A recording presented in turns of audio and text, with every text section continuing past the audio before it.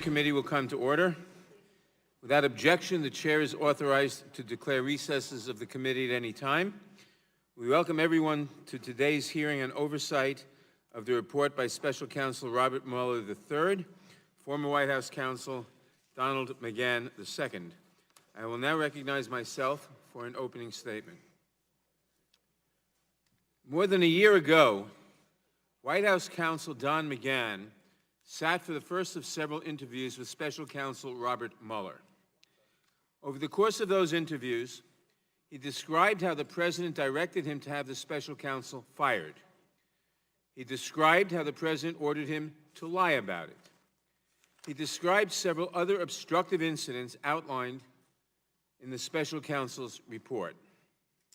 The President, in contrast, refused to be interviewed by the Special Counsel or even to answer written questions about his attempts to obstruct the investigation. Instead, to address the allegations spelled out by Mr. McGahn and outlined in the report, President Trump relied on his preferred mode of communication. He took to Twitter to call Mr. McGahn a liar. His lawyers went on cable television to do the same, to call Mr. McGahn a liar. There are reports of the President and his lieutenants exerting other kinds of pressure on Mr. McGahn. In short, the President took it upon himself to intimidate a witness who has a legal obligation to be here today. This conduct is not remotely acceptable. The White House asserts that Mr. McGahn does not have to appear today because he is entitled to, quote, absolute immunity, unquote, from our subpoenas.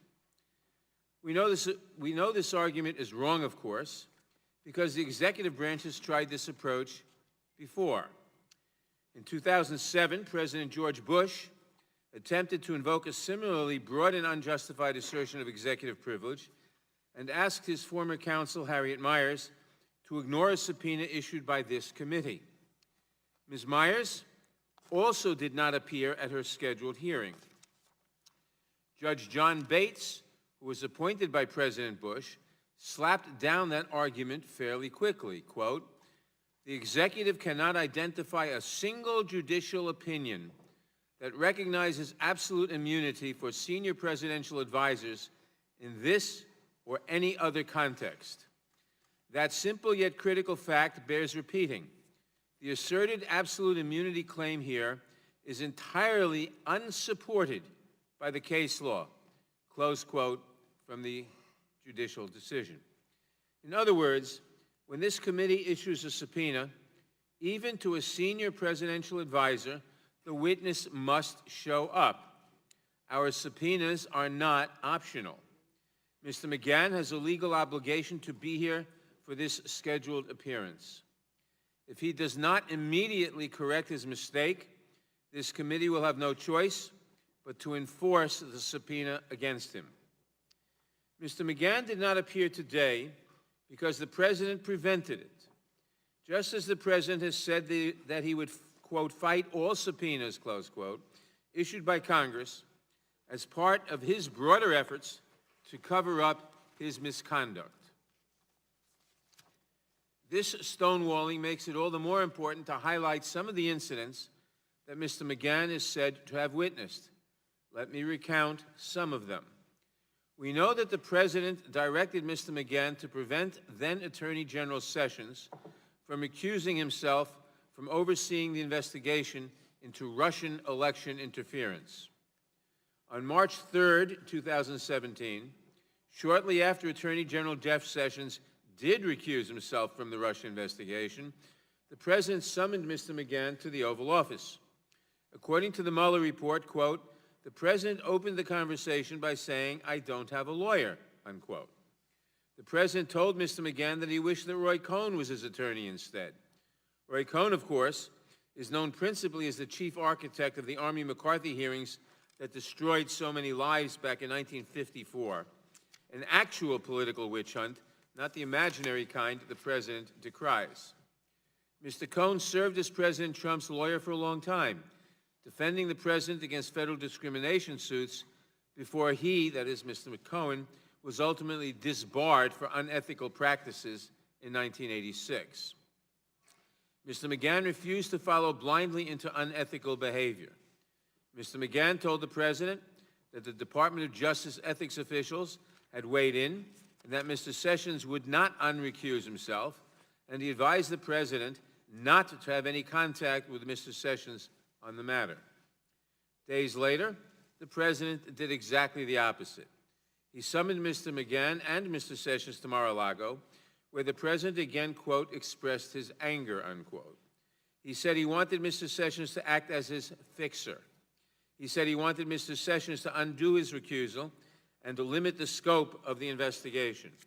But Mr. Sessions, too, refused the President's orders.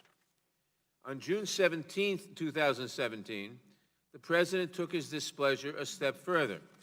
He called Mr. McGahn at home and directed him to order Rod Rosenstein to fire Robert Mueller.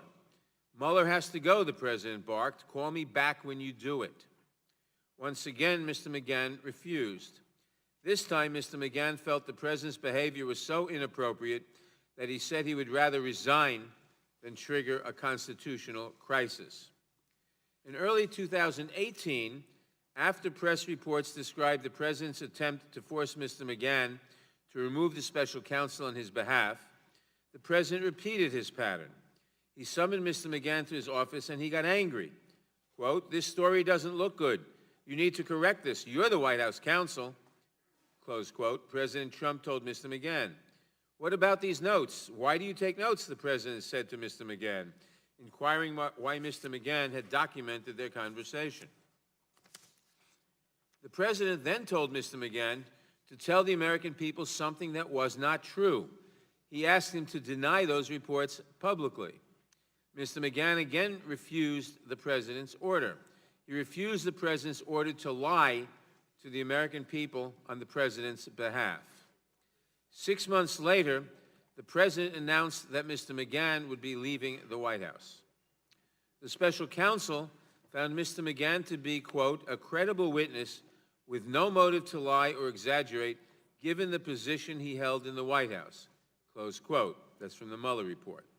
The special counsel also found the following, quote, "substantial evidence indicates that by June 17, 2017, the President knew his conduct was under investigation by a federal prosecutor who could present any evidence of federal crimes to a grand jury.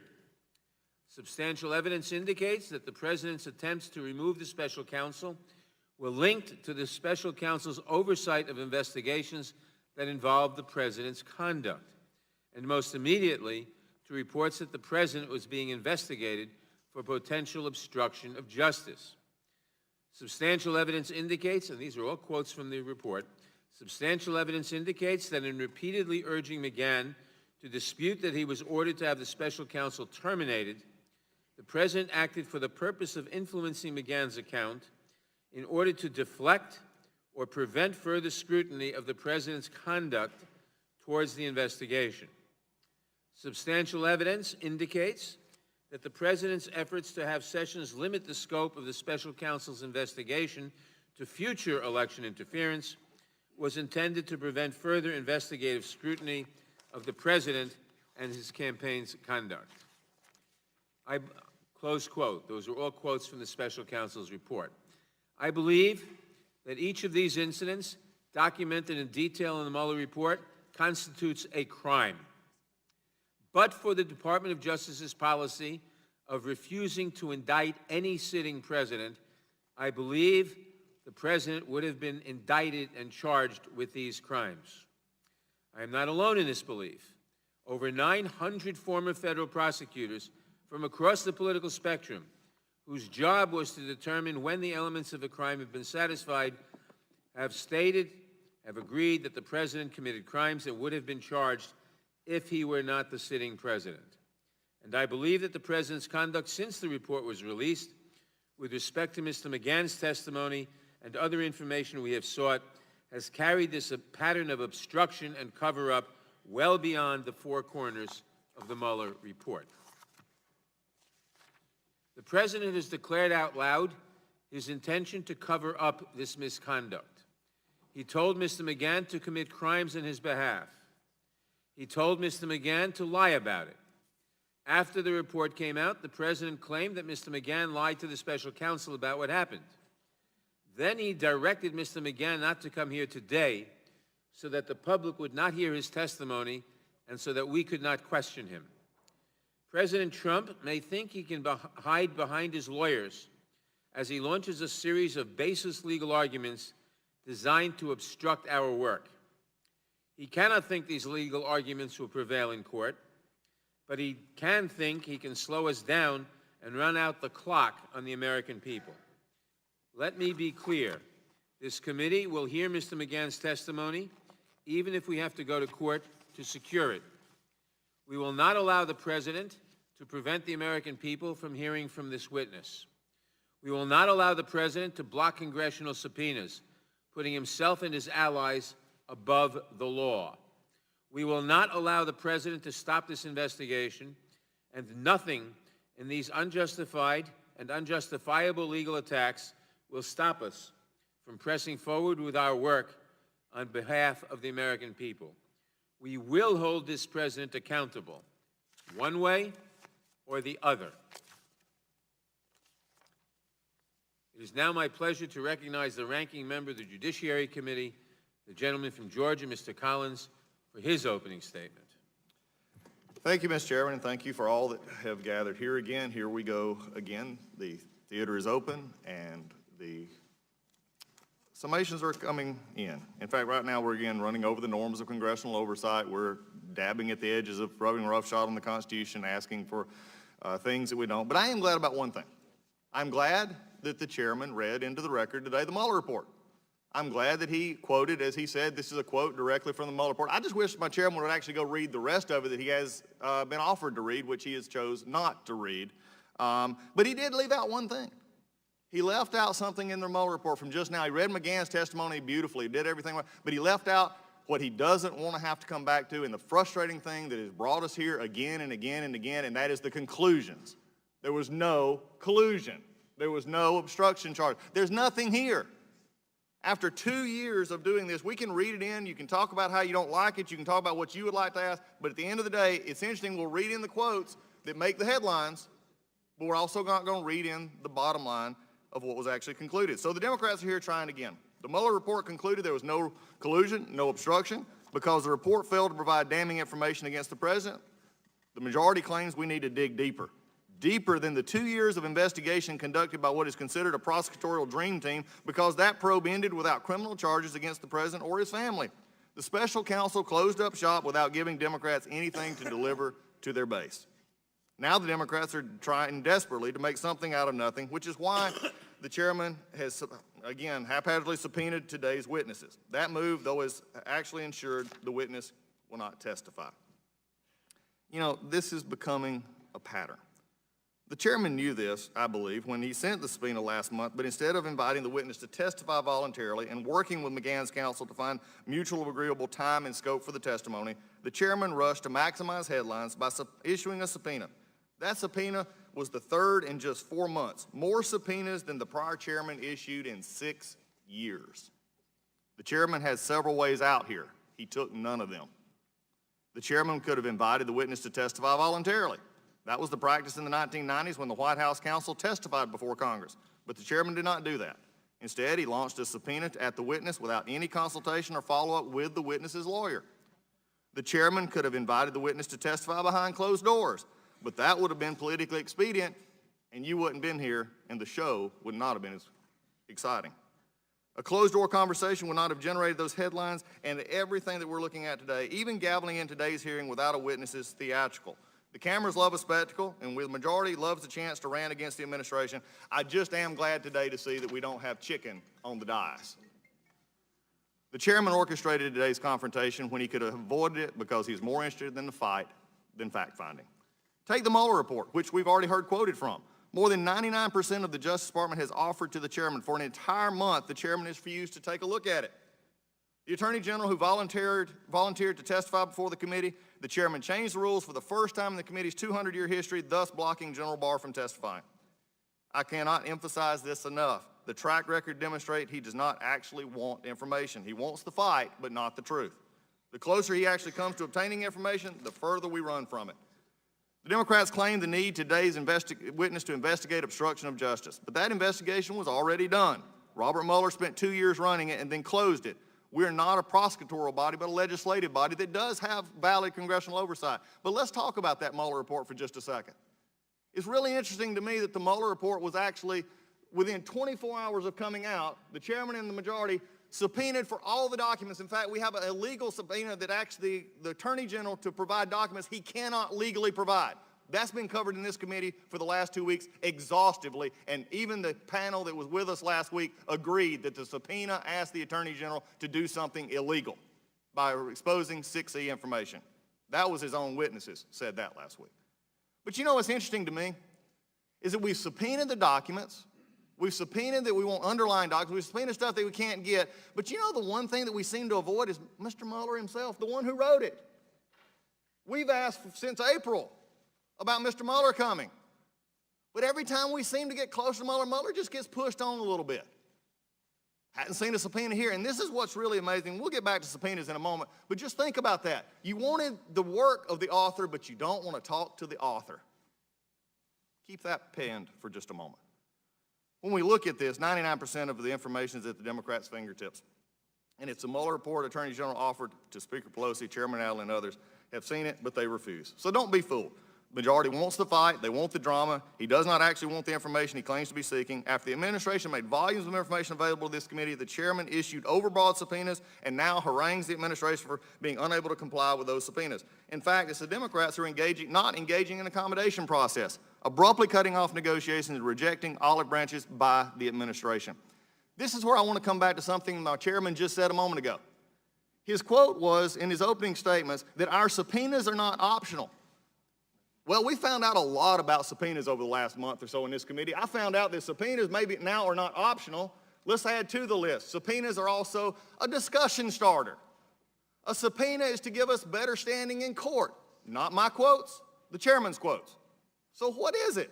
Is a subpoena the legal document that we've talked about all along in here and the forceful document that all attorneys in this country actually use? Or is it a discussion starter? Is it to help our standing in court? Or is it we don't want it ignored? At this time, it is amazing to me that the accommodation process, and we talk about the committee, and the chairman forcefully talked about our oversight. I agree with the chairman on this point. This committee and all committees in Congress have oversight responsibilities, but it is also the sacred responsibility of the chairman and the majority to use it properly and to not headlong rush into subpoenas when you don't get to what you want. That's all we've seen in 5 months here. When we don't get what we want, we subpoena. The first one was the acting attorney general. We subpoenaed and then we backed off, we caved. Then everything else has become a race to get a headline. The accommodation process, not happening. The accommodation process, never here. So don't be fooled. You may have come wanting, you may have an opinion that says everything is wrong today with the Mueller report and the president is guilty. But don't undercut congressional oversight because you can't wait. That's the problem we have right now. And so the question is, are we tearing at the fabric of congressional oversight? It was really interesting to hear some of that last week. When you have a committee that has issued subpoenas that ask the Attorney General to do something illegal, when you have subpoenas when no accommodation process has been put in place, when you have contempt issues that have been in part with no process and no time going through, I just submit to you this. Whatever your opinion on the Mueller report, great, glad you have it. But you didn't get it here today, and you're not getting it from this committee because this committee undoubtedly doesn't like the author or want to talk to the author of the report. They just want to talk about the report and make innuendo and attack the president at the middle of the day when this committee, who has charge of immigration, who has charge of intellectual property, who we've touched none of, with a crisis at the border, we have an admission that the economy's good, jobs are happening, unemployment is at its lowest rate. I guess at the end of the day, we can't find something that the Mueller report lets them hang their I-word, impeachment on, which they can't even agree on, because the president is continuing to do his job. And we're here, again, with the circus in full force. With that, I yield back. Mr. Chairman. Mr. Chairman. Mr. Chairman. Thank you, Mr. Collins. Who seeks recognition? Mr. Chairman. From Move strike last word. the gentleman from Tennessee. Move to adjourn. Motion is made to adjourn. Mr. Chairman, Mr. Chairman. Motion to adjourn is not debatable. All in favor? Aye. Opposed? No. No. Recorded vote. Do I hear a request for recorded vote? Request for recorded vote. The clerk will call the roll on the motion to adjourn. Do you have the clerk?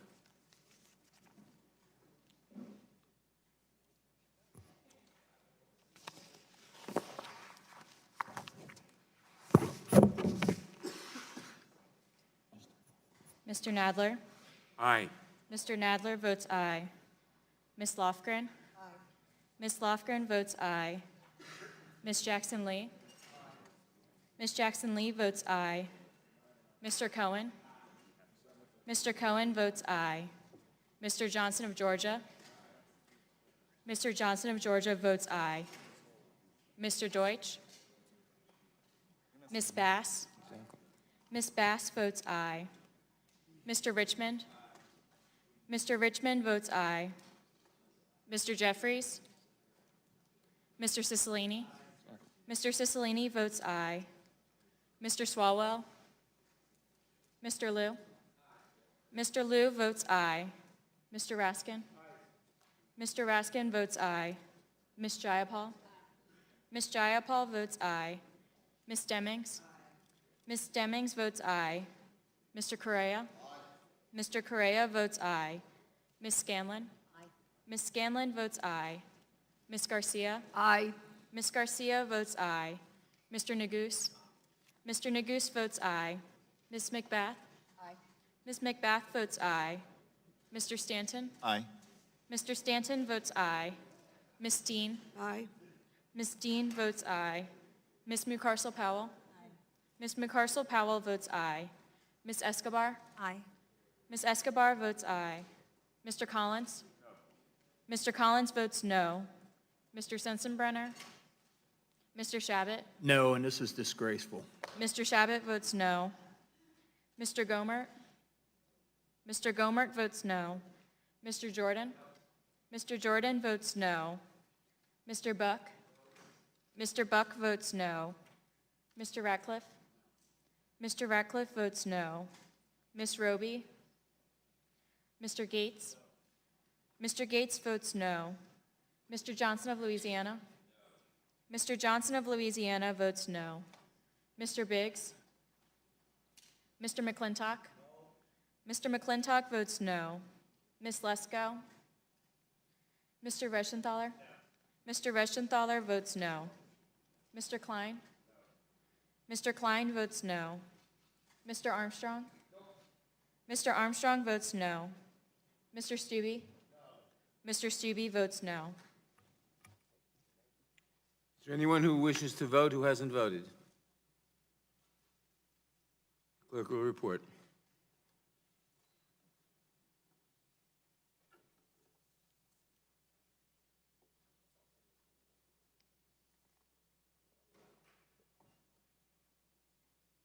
Mr. Chairman, there are 21 ayes and 13 noes. There are 21 ayes and 13 noes. The motion to adjourn is adopted and the hearing is adjourned.